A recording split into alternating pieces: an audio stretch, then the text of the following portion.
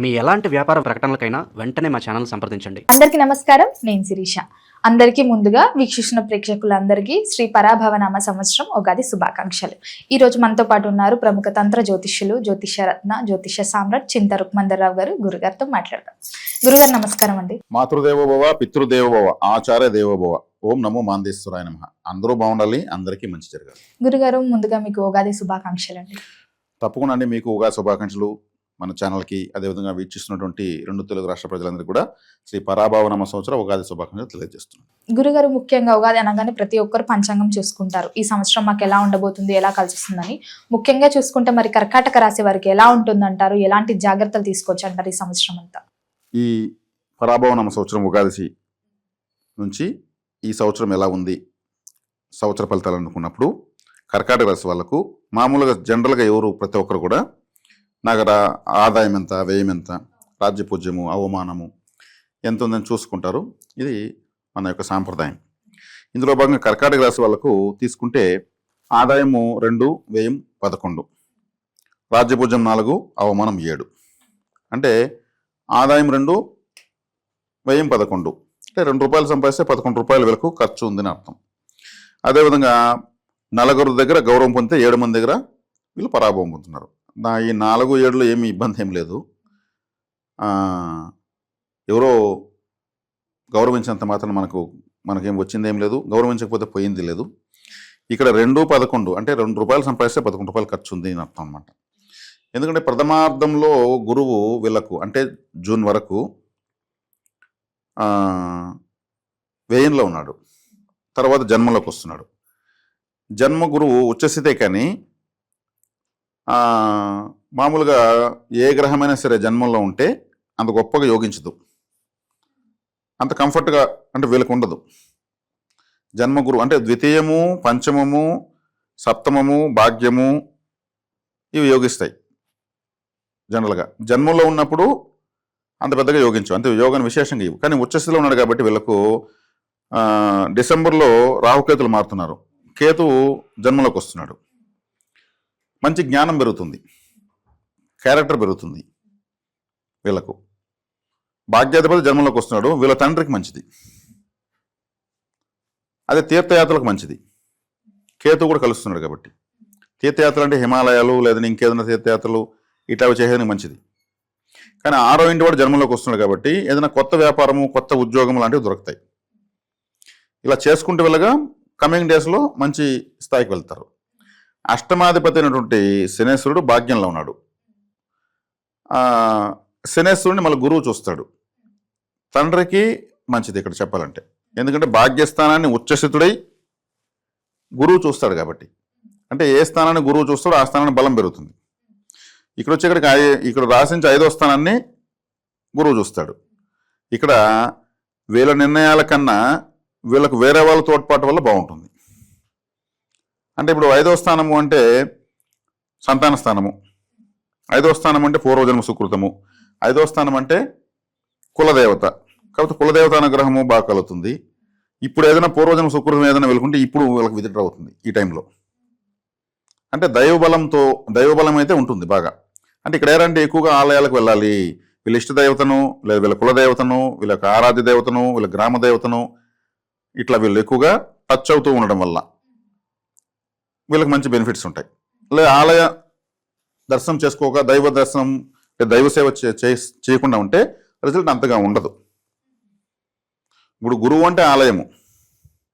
గురువు ఎవరికైనా వక్రించాడు అనుకోండి, వాళ్ళు ఏ గుడికైనా ఫలితం రాదు. నేను అన్ని గుళ్ళు వెళ్తే నాకు ఫలితం రాలేదు, అందరికీ వస్తుంది నాకు రాలేదంటారు. వాళ్ళ గురువు వక్రించి ఉంటాడు, వాళ్ళ డబ్బు నిలవదు, వాళ్ళకి మిస్కేర్ అవుతుంది పెండ్లైన తర్వాత, వాళ్లకు బంగారు నిలవదు వాళ్ళ దగ్గర. ఇవన్నీ గురుకారకత్వాలు. ఆ గురువు లగ్నంలో ఉంటే 5, 7, 9 చూస్తారు కాబట్టి ఆ స్థానాలు బలపడతాయి. కాబట్టి 5వ స్థానం అంటే వీళ్ళకు దైవ అదృష్టం, ఇష్టదేవత కూడా అంటారు, మంత్రోపాసన కూడా అంటారు. కాబట్టి ఏదైనా వీళ్ళు దైవ సాధన చేయడము, ఎక్కువగా వీళ్ళకి సంబంధించిన ఆలయాలకు వెళ్ళడం వల్లనే ఫలితం ఉంటుంది. ఇది కంపల్సరీ చేసుకోవాలి. కాబట్టి ఈ 9వ స్థానం శనేశ్వరుడు తండ్రికి ఇబ్బందిగా ఉన్నా కానీ గురువు వచ్చి చూస్తాడు కాబట్టి తండ్రికి ఆదాయం అయితే మనల్ని చూస్తాడు. జనరల్గా తీసుకుంటే, జనరల్ కాదు, కర్కాటక రాశి వాళ్ళకు నేను ఇంతే, నేను ఇలాగే ఉంటాను అనేటువంటి భార్య వస్తుంది. అనే భార్య వస్తుంది. వస్తుంది ఉమ్. ఎందుకంటే బాధకాధిపతి శుక్రుడు బాధకాధిపతి. శుక్రుడు అంటే భార్య, మగవాళ్ళకి నేను చెప్తున్నది. కాబట్టి వీళ్ళు కర్కాటక రాశిలో ఉన్న వాళ్ళు ఇప్పుడు 7వ స్థానాన్ని చూస్తాడు కదా గురువు, అంటే వివాహం అవుతుంది. ఇప్పుడు వివాహం సంబంధాలు చూసుకుని సెట్ అవుతుంది. ఈ వివాహం చూసుకుని నేను జనరల్గా బయలు ఏం చెప్తుంది, నేను ఇలాగే ఉంటాను, నేను ఇంతే అని అనేటువంటి భార్య, డామినేట్ చేసే భార్య వస్తుందని చెప్తున్నాను. అప్పుడు ఏం చేయాలి, వీళ్ళు సూర్యోదయానికి ముందే వివాహ ముహూర్తం పెట్టుకోవాలి. సూర్యోదయానికి ముందే సూర్యుడు వచ్చిన తర్వాత చేసుకోకూడదు, డామినేషన్ పెరిగిపోతుంది. మొదటి రాత్రి భార్య చేత పాల గ్లాస్ తీసుకోకూడదు, పండ్ల రసం తీసుకోవాలి. పాల గ్లాస్ తీసుకుంటే డామినేషన్ పెరిగిపోతుంది. కర్కాటక రాశి వాళ్ళకి మాత్రమే ఈ సూచన. ఎందుకంటే శుక్రుడు లాభస్థానానికి అధిపతి, అక్కడ చంద్రుడు ఉచ్చస్థితి పొందుతాడు. చంద్రుడు అంటే పాల పదార్థాలు. కర్కాటక రాశి కూడా చంద్రుడే అధిపతి కాబట్టి శుక్రుడు బాధకాధిపతి అయినాడు. కాబట్టి ఈ సంవత్సరం వీళ్ళకి వివాహం అయ్యేదానికి బాగుంది, ఛాన్స్ బాగుంది. సప్తమాన గురువు చూడడం వల్ల భార్య డామినేషన్ ఉండకూడదు అనుకున్నప్పుడు వీళ్ళు ఆ పని చేయాలి. అదే ఆడవాళ్ళైనా కానీ భర్త డామినేషన్ ఉండకూడదు అంటే సూర్యోదయం తర్వాత ముహూర్తం పెట్టుకోవాలి అమ్మాయి అయితే. ఎందుకంటే ఈమె డామినేషన్ ఉండాలని కదా రూలు. ఈమె డామినేషన్ ఉండాలన్నప్పుడు సూర్యుడు బయటకు వచ్చిన గ్రహరాజు బయటకు వస్తాడు, అప్పుడు అడ్మినిస్ట్రేషన్ అంటే సూర్యుడే. కాబట్టి ఆడవాళ్ళకైతే కర్కాటక రాశిలో పుట్టుంటే సూర్యోదయం తర్వాత మంగళసూత్ర ధారణ చేయాలి. అబ్బాయిలైతే సూర్యోదయానికి ముందే వివాహ ముహూర్తం పెట్టుకోవాలి. అబ్బాయిలైతే మాత్రం పాల గ్లాస్ తీసుకోకూడదు, పండ్ల రసం తీసుకోవాలి. మొట్టమొదటి వస్తువు ఒక పురుషుడు తన భార్య చేత్తో తీసుకుని మొట్టమొదటి వస్తువు పాల గ్లాసే. దాన్ని ఈ కర్కాటక రాశి వాళ్ళు చేంజ్ చేసే చాలు. అది పెద్దవాళ్ళు మాట్లాడి మాకు ఆ సాంప్రదాయం లేదు, మా ఇంట్లో మేము ఫ్రూట్ జ్యూసే ఇస్తాము అని మాట్లాడుకుంటే సరిపోతుంది. లేదు మన అబ్బాయి వచ్చే కోడలు కంట్రోల్ ఉండాలని అనుకున్న వాళ్ళు అట్లాగే చేసుకోవచ్చు. అంటే మనం ఆప్షన్స్ ఇచ్చేసాం. కాబట్టి 5వ స్థానాన్ని గురువు చూస్తాడు, సంతానానికి ఇబ్బంది లేదు. 7వ స్థానాన్ని చూస్తాడు, వివాహానికి ఇబ్బంది లేదు. 9వ స్థానాన్ని చూస్తాడు, అందుకే 9వ స్థానం ఆలయం కాబట్టి తండ్రికి వీళ్ళ ఆలయానికి ఎక్కువ వెళ్ళడం వల్ల ఇంకా మంచి ఫలితాలు ఉంటాయి. ఇది చెయ్యకపోతే గురువు రిజల్ట్ ఇవ్వడు. ముఖ్యంగా గురుగారు మరి మొదటి 6 నెలలు ఎలా ఉంటుందంటారు కర్కాటక రాశి వారికి? మొదటి 6 నెలలు వీళ్ళకి మధ్యస్థంగానే ఉంటుంది. శుభమా అశుభమా తెలియదు. ఎందుకంటే గురువు వేయంలో ఉన్నాడు, 9లో శని ఉన్నాడు. శనిని గురువు ఏ శుభగ్రహం చూడడం లేదు. అదేవిధంగా అష్టమంలో రాహు ఉన్నాడు. అష్టమంలో రాహు మంచిది కాదు. ఈ రాశికి కర్కాటక సింహరాశులకు రాహుకేతువులు మంచి వాళ్ళు కాదు. వల్లనే వీళ్ళకి చంద్రగ్రహణం సూర్యగ్రహణం వచ్చేది. అష్టమంలో ఉన్నాడు కాబట్టి గ్రహాలు ఒక విధంగా చెప్పాలంటే అంత కంఫర్ట్గా లేవు. ఆయన 7లోకి వస్తాడు రాహు. రాహు 7లోకి వచ్చినాడంటే భార్య స్థానము లేదా భర్త స్థానం కదా. రాహు అంటే ఇంటెలిజెంట్ కదా, మోస్ట్ ఇంటెలిజెంట్. రాహుని మించిన ఇంటెలిజెంట్ ప్లానెట్ ఇంకోటి లేదు ఈ సృష్టిలోకే. మహావిష్ణువుని ఏమార్చి అమృతం తాగాడు ఆయన. అమృతం తాగారు కదా రాహుకేతులు. మహావిష్ణుని ఏమరిస్తేనే తాగారు. విష్ణుమాయని అధిగమించినటువంటి ఏకైక దేవత మహావిష్ణువు. లెక్కలేదు వాళ్ళకు. ఎంత తెలివితేటలు, ఎంత ధైర్యము, ఎంత తెగింపు ఉండాలి. ఇప్పుడు 7వ ఇంట్లోకి వస్తున్నారంటే వీళ్ళకు కూడా అటువంటి తెలివితేటలు కలిగినటువంటి భార్య లేదా భర్త వస్తుందని అర్థము. మంచిదే కదా గురుగారు, అలా వస్తే మంచిదే కదా. అమాయకులు వస్తే కదా కష్టము. కాబట్టి రాజ్య పూజ అవమానాలు ఇవి పక్కన పెడేసి దేవతా పరిహారం ఎక్కువ చేసుకోవడం వల్ల వీళ్ళకి మంచి ఫలితాలు ఉంటాయి. ఇవి జనరల్గా వస్తాయి, మన ఆసక్తికరమైన విషయం కాబట్టి చెప్తున్నాము. కానీ ఇవే జడ్జిమెంట్ ఫైనల్ అనేం కాదు. ఇక్కడ దేవ గురువు రాశిలోకి వస్తున్నాడు కాబట్టి దేవతా ఆరాధన ఎక్కువ చేయడం వల్ల ఆలయ సేవ. ఇప్పుడు సప్తమ స్థానం చూస్తున్నాడు కదా, దైవ కళ్యాణ సేవ. ఎందుకంటే వివాహ విషయంలో వీళ్ళకి ట్రబుల్ ఉందని చెప్పాను. సప్తమ స్థానం అంటే 7వ స్థానం జీవిత భాగస్వామి. ఈ వివాహ విషయంలో వీళ్ళకి ఆడవాళ్ళు అయితే భర్తతో, మగవాళ్ళు అయితే భార్యతో సమస్య ఉంటుందని చెప్పాను. నేను ఇంతే అని రూల్స్ మాట్లాడే వాళ్ళు వస్తారని చెప్పాను. కాబట్టి వీళ్ళు ఏం చేయాలి, దేవగురువు రాశిలోకి వచ్చాడు కాబట్టి, వస్తున్నాడు కాబట్టి ద్వితీయార్థంలో, ప్రథమార్థంలో కూడా వ్యయంలో ఉన్నాడు కాబట్టి దైవ కళ్యాణ సేవ చేయాలి. దైవ కళ్యాణ సేవ ఎలా చేయాలి? ఎక్కడ సీతారాములకు పార్వతీ పరమేశ్వరుల కళ్యాణము ఆలయాల్లో జరుగుతుంటాయి. అక్కడ వీళ్ళకి తెలిస్తే వెళ్ళిపోవాలి, ఎవరు పిలవాల్సిన పని లేదు. అక్కడికి వెళ్ళి ఏదో కుర్చీలు వేయడము, భోజనాలు వడ్డించడము, లేదా ఇంకేదో ఒక పని చేయాలి. కుదిరితే మన వల్ల అయితే కొంత డబ్బులు కూడా ఇచ్చి చదివింపులు ఇస్తారు అక్కడ ఇవ్వడము. ఇంకేదైనా సేవ చేయడము, ఊడ్చడము, ఇట్లా దీన్ని దైవ కళ్యాణ సేవ అంటారు. దైవ కళ్యాణ సేవ చేయడం వల్ల వీళ్లకు వివాహ జీవితం చాలా ఇంపార్టెంట్. కర్కాటక రాశి వాళ్ళకు చాలా చాలా ఇంపార్టెంట్. దీనికి మనకు పురాణాల్లో ప్రత్యక్షమైనటువంటి ఉదాహరణ యథార్థంగా జరిగింది సీతారాములే. శ్రీరాముల వారు కర్కాటక రాశి. సీతాదేవి దూరమైందా? కొడుకులు దూరమయ్యారా? రాజ్యం దూరమైందా? అన్నదమ్ములు దూరమయ్యారా? ఆయనకు అన్నీ దూరమైనాయి. కానీ ఆయన అన్నిటిని దూరమైనా కానీ తను లోక కళ్యాణార్థం అన్ని భరిస్తూ వెళ్ళాడు. కాబట్టి కర్కాటక రాశి వాళ్ళకు జీవిత భాగస్వామితో ఖచ్చితంగా సమస్య ఉంటుంది. చాలా సున్నితత్వమైన రాసేది. వీళ్ళకి ఎక్కువ డౌట్లు వస్తూనే ఉంటాయి. శ్రీరాముల వారు కూడా 12,000 డౌట్లు వచ్చాయి. 12,000 అవన్నీ నివృత్తి అయింది. వశిష్ఠుల వారు నివృత్తి చేశారు. అదే వశిష్ఠ గీత. రాముల వారి సందేహాన్ని నివృత్తి వశిష్ఠ గీత. ఇక్కడ వీళ్ళు డౌట్లు ఎక్కువ వస్తుంటాయి. కంటితో చూడలేదు నమ్మరు. ఇప్పుడు ద్వితీయార్థము ఎలా ఉందో ప్రథమార్థం ఎలా ఉంది, ప్రథమార్థం ఎలా ఉందో ద్వితీయార్థం ఎలా ఉంది. కాబట్టి శుభంగా ఉందంటే శుభంగా లేదు, అశుభంగా ఉందంటే అశుభంగా లేదు, ఇట్లుంది. ముఖ్యంగా మరి విద్యార్థులకు ఎలా ఉంటుందంటారు ఈ సంవత్సరంలో? విద్యార్థులకు ద్వితీయాధిపతి రవిగ్రహము వీళ్ళకు ప్రథమార్థంలో సింహరాశి వరకు ప్రయాణిస్తాడు. ప్రథమార్థం బాగానే ఉంది. ఇంకా ద్వితీయార్థంలో తీసుకుంటే అష్టమ రాశి అయినటువంటి కుంభంలోకి వచ్చినప్పుడు, అదేవిధంగా మిథున రాశిలోకి వచ్చినప్పుడు, అంటే ప్రాథమిక విద్య అంటే చిన్నపిల్లలకు సంబంధించినప్పుడు కొంచెం ఆ వ్యయంలోకి వచ్చినప్పుడు, అష్టమంలోకి వచ్చినప్పుడు విద్యాస్థానాధిపతి కాస్త వీళ్ళు ఆ టైంలో జరిగే ఎగ్జామ్స్లో మార్కులు తగ్గడము, బాగా చదువుతున్న టక్మనికి ఏమి తగ్గిపోయిందంటూ ఉంటారు. ఆ విద్యాస్థానాధిపతి అష్టమ స్థానానికో, వ్యయ స్థానానికో, 6వ ఇంట్లోకో 3వ ఇంట్లోకి వస్తాడు. ఆ సందర్భాలతో మీద ఉన్న సందర్భాలతో బాగానే ఉంది, షార్ప్గానే ఉంటారు. మరి ఆరోగ్యపరంగా ఎలా ఉంటుందంటారు? ఆరోగ్యపరంగా తీసుకుంటే జన్మంలో గురువు ఉంటే మామూలుగా నేను ఈ గ్యాస్ట్రిక్ ప్రాబ్లము, జీర్ణాశయానికి సంబంధించి, ఇటువంటి బ్రీతింగ్ సంబంధించి, లివర్కి సంబంధించి, పెద్దవాళ్ళైతే లివర్ మన శరీరంలో అత్యంత పెద్ద ఆర్గన్ లివరే, అది గురువే. ఇటువంటి ప్రాబ్లమ్స్ పెద్దవాళ్ళకు ఉండే అవకాశం ఉంటుంది. దానికి సంబంధించి ఈ అల్లోపతి పైన ఎక్కువ ఆధారపడకూడదు. అత్యవసర వైద్యానికి అల్లోపతి, దీర్ఘకాలిక వ్యాధులకు ఆయుర్వేదం, మొండి వ్యాధులకు సిద్ధ వైద్యం, అదేవిధంగా సమకాలీన వ్యాధులు అంటే మరి మొండి కాదు జగమొండి కాదు అనుకునేవాడికి హోమియోపతి, అసలు ఉందో లేదో తెలియని వాళ్ళకు యునాని, ఇట్లా చెప్తారు.